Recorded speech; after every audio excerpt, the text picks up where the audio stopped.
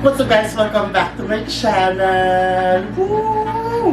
And welcome to Co-Vids episode 2! And for this video, ang aking ipapakita po ay kung paano ko gawin ang aking favorite breakfast, or actually hindi breakfast, yung pre-workout na meal ko. Sana meal? Pre-workout food.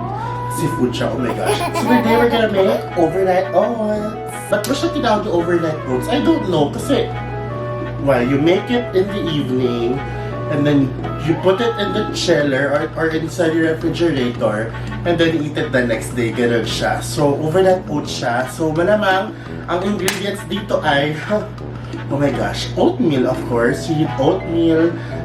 Pero yung oatmeal nyo, hindi yung normal oatmeal na niluluto ha. Yung isa, yung tawag dito. Yung instant oats na, ano tawag dito? Basta ito yung binibili ko. Yung Australia Harvest Instant Oats. Walang sponsor dito guys ha. Walang sponsor dito. Sinashow ko lang sa yung ano ginagawa ko. Also we can put almonds. We have granola. We have chia seeds. Mga, alam mo yun, pagpababa ng alta presyon. Ganon. Tapos cinnamon powder.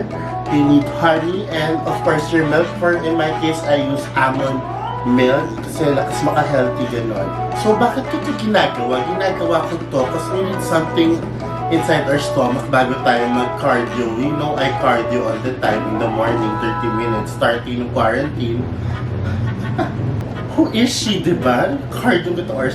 Guys, sorry sa itsura ko kasi like I literally slept like 7 p.m. woke up ng 2.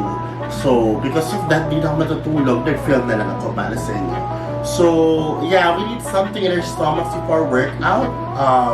Ako I do 30 minutes of cardio every day in the morning para may energy ganon. So, ito yung kinakain ko. Ito yung parang pre-workout meal ko ganon na medyo healthy-ish. So, madali na siyang gawin actually. Sobrang dali. So, build method lang siya.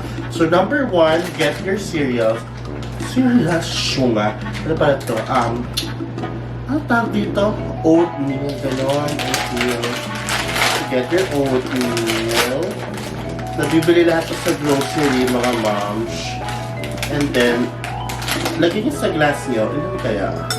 Let's say, I'll put 5 tablespoons for, so yung pwede likes ko.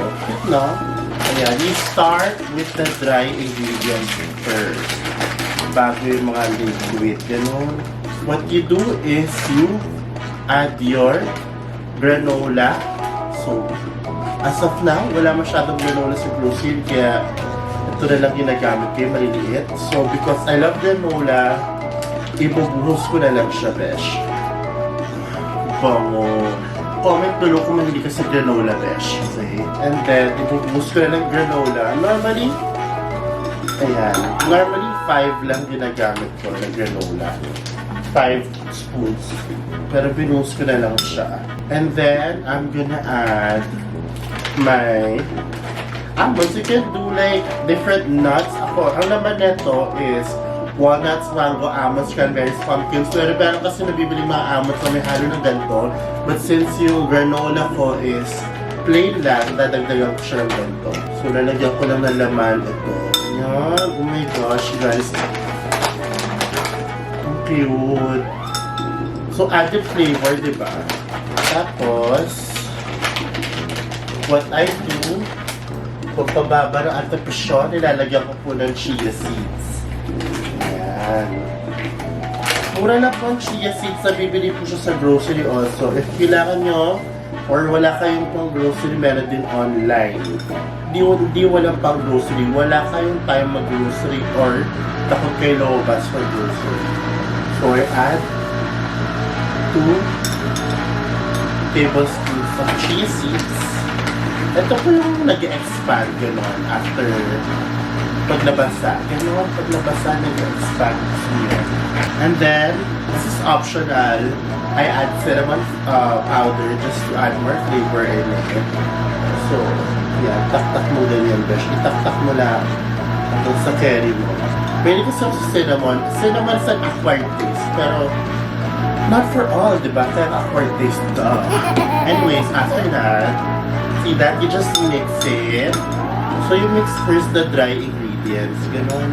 So, mukha siyang konti. Pero pag ma-overnight mo na siya, nag-expand siya, madami siya.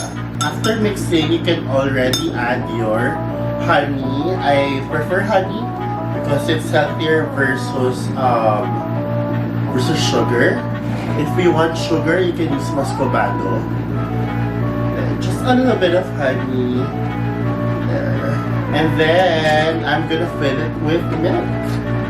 So, again, almond milk. Okay. Fill it in.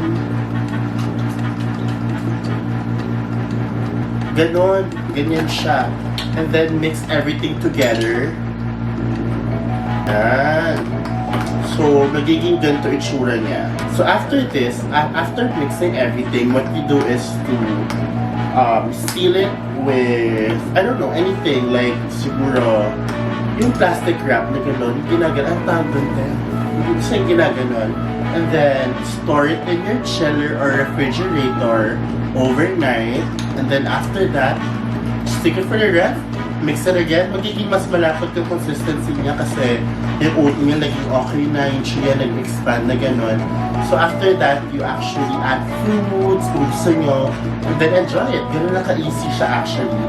So if you guys are looking for a pre-workout meal, pwede po itong overnight oats. I'm just sharing what I do. I don't know kung tama tinuturo sa'yo kung magandang pre-workout, but it's a healthy start. It's a healthy drink. Or it's a drink. It's a healthy food. Healthy siya. But this is just a prep moment. So tomorrow, okay, pag na-overnight ko na siya, ipapakita ko sa inyo ano yung tsura niya and kung ano pang in-add kong foods dito and how I enjoy it. Okay? Alright, good morning guys. After how many hours? Like siguro mga 4 hours. I already got my overnight oats na look at it, diba? Thicker in consistency and ayun no? Bam. What I have to do is actually mix it. I didn't get fruits anymore because this has a lot of stuff already inside. So we're just gonna taste it.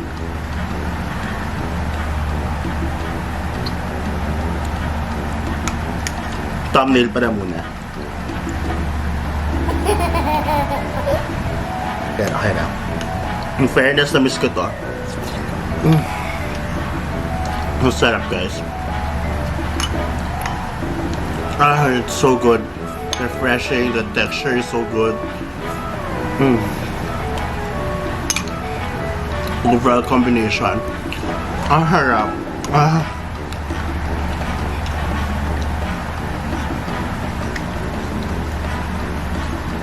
Yum! Yum, yum, yum. For me, perfect breakfast. Super sarap, I swear. And it's heavy also ha. Pagka-heavy siya para ako.